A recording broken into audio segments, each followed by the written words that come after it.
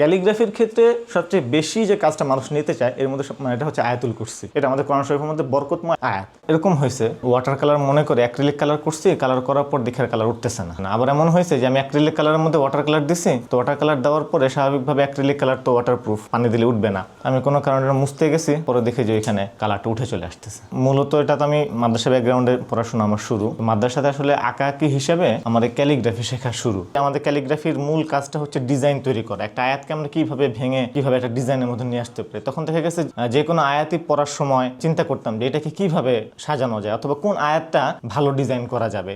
আমরা অনেকেই মনে করি যে ক্যালিগ্রাফি মনে হয় শুধু আরবিতেই হয়, বিষয়টা এমন না। এখানে কিন্তু নির্দিষ্ট করে কোনো ভাষা উল্লেখ করা নাই। দ্যাট মিনস আমরা যে কোনো ভাষাতেই এটা ক্যালিগ্রাফি করতে পারবো। সাধারণত ক্যালিগ্রাফি চিনি হচ্ছে আরবি ক্যালিগ্রাফির মাধ্যমে, এই জন্য অনেকের একটা ধারণা যে ক্যালিগ্রাফি মনে হয় আরবিতেই হয়। আমার ক্যালিগ্রাফি একদম হাতে খড়ি বা ক্যালিগ্রাফি সম্পর্কে জানা সম্ভবত ক্লাস 5-এ পড়তাম। তখনকার সময় আমরা ক্যালিগ্রাফি চিনতে হচ্ছে বিভিন্ন ইসলামিক ব্যাংকের ক্যালেন্ডারগুলোতে, সেটা দেখে আমি ট্রাই করতাম কিভাবে করা হচ্ছে। এবং আমাদের মাদ্রাসার বড় ভাই আহমদ রাজা ফারুকি ভাই, ওনার মাধ্যমে ক্যালিগ্রাফি শেখা শুরু। আমার বাবা মা আগে থেকেই অনেক প্র্যাকটিসিং মুসলিম, এটাকে ভালোভাবে দেখতেন যে আমি ক্যালিগ্রাফি করতেছি। আমার আব্বা আমার এটা খুব ভালো লাগতো, যখন আমি একটা সুন্দর আল্লাহু মোহাম্মদ বা যেটাই হোক একটা লেখে যখন আমি বাবা মাকে দেখাতাম পছন্দ করতেন। এবং আমার আব্বা আমাকে প্রথম দিকে ক্যালিগ্রাফির জন্য আমার আর্ট ম্যাটেরিয়ালস কি কি প্রয়োজন হবে এটার ক্ষেত্রে কখনোই আমাকে নষ্ট করতে, কখনোই আমাকে এই ধরনের কথা বলেন না। ক্যালিগ্রাফি যখন আমি শুরু করি এটা আমার সম্পূর্ণ আগ্রহের জায়গায় ছিল।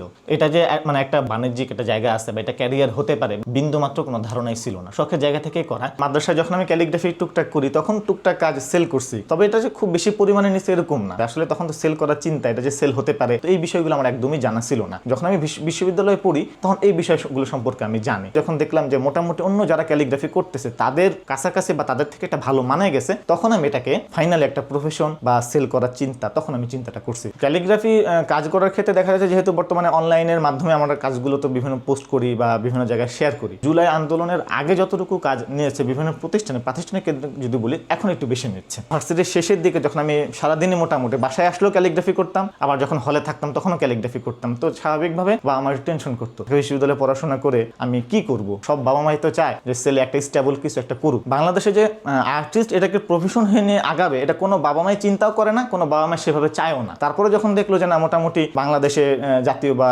ইন্টারন্যাশনাল বিভিন্ন পর্যায়ে আমার কাজগুলো যাচ্ছে, তখন আমার আব্বা আমার কাছে মনে হলো যে না আমি হয়তো এটাকে ছোট মনে করতেছি, কিন্তু অন্য জায়গায় তো আমার সন্তান হয়তো ভালো কিছু করতেছে। তখন তাদের মধ্যে যে একটা গর্ব যে না আমাকে তো আমার ছেলেকে তো অনেকেই চেনে। আমি ক্যালিগ্রাফি পেইন্টিং করার পাশাপাশি নতুন যারা ক্যালিগ্রাফি শিখতে চায়, বিশেষ করে যারা জেনারেল ব্যাকগ্রাউন্ড, তাদের কাছে ক্যালিগ্রাফিটা কিভাবে সহজভাবে উপস্থাপন করা যায়, নতুন করে তো এখন মাদ্রাসায় পড়া সম্ভব না, সেই জায়গা থেকে ক্যালিগ্রাফি কোর্স মানে আমি কোর্স করাই। তো আলহামদুলিল্লাহ মোটামুটি আমার 63টা ব্যাচ অলরেডি কমপ্লিট হয়ে গেছে। মানুষজন যখন আমাকে জিজ্ঞাসা করে যে আমি কি করি, তখন বলি ক্যালিগ্রাফি আর্টিস্ট। ক্যালিগ্রাফি আর্টিস্ট এই জিনিসটা কি, অনেকে দেখা যায় আমি কি কাজ করি এটা বোঝানোর জন্য অনেকে ছবি দেখাতে হয়। তো এটা একটা বর্তমানে মানে অনেকের একটা আসলে কনফিউশন তৈরি হয়। বিয়ের ক্ষেত্রে শ্বশুর পক্ষে যখন জিজ্ঞাসা করা হয়েছে যে আমি কি করি, তারা যখন শুনছে আমি ঢাকা ভার্সিটির, একটা ধাপ পার হয়েছে। কিন্তু যখন শুনছে যে প্রফেশন হিসাবে আমার পরবর্তী ভবিষ্যৎ পরিকল্পনা ক্যালিগ্রাফি নিয়ে, ওনারা প্রথমত ক্যালিগ্রাফি সম্পর্কে সেভাবে জানতেন না। আর দ্বিতীয়ত ক্যালিগ্রাফি যখন জানছে, আমার শ্বশুর বাড়ির প্রথমে রিয়াকশন ছিল তো এটা মানুষ কিনলে চলতে পারবো, না কিনলে আমি না খেয়ে মরবো, ভালো কিছু না যেটা করে আমি আসলে আগাতে পারি। তারা তো আসলে